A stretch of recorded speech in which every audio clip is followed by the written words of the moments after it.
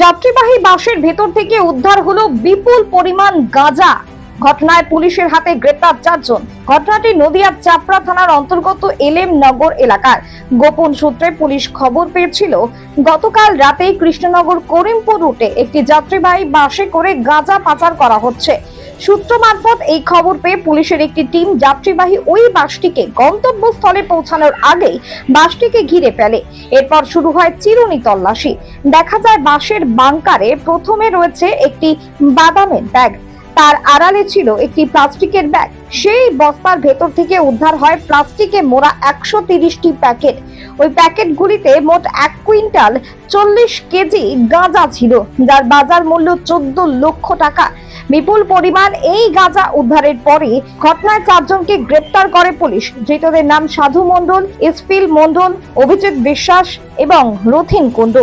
Police সূত্রে জানা গেছে, করিমপুর সীমান্ত পেরিয়ে বাংলাদেশে পাচারের উদ্দেশ্যে বিপুল পরিমাণ এই গাঁজা নিয়ে যাওয়া হচ্ছিল, কিন্তু তার আগেই পুলিশি তৎপরতায় অভিযুক্তরা ধরা পড়ে যায়। ধৃত 4 জনকে পুলিশি হেফাজতের আবেদন জানিয়ে আজ তাদেরকে আদালতে পেশ করা হবে। কি হয়েছে এখানে?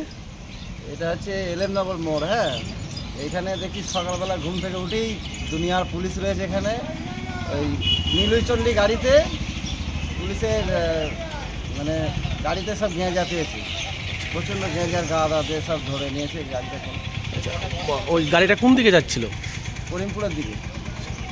পুলিশ গাঁজা উদ্ধার করেছে? হ্যাঁ, গাঁজাগুলো উদ্ধার করে নিয়েছে সব এখানে, এখন নিয়ে যাচ্ছে পুলিশে।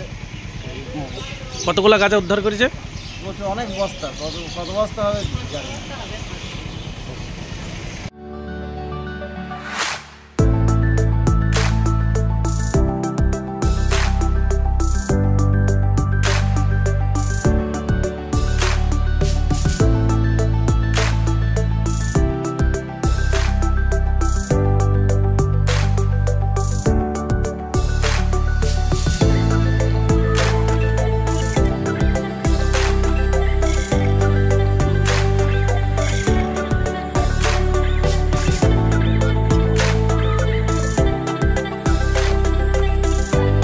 দত্ত অপটিক্স, আরামবাগ, বসন্তপুর মোড়, লিংক রোড।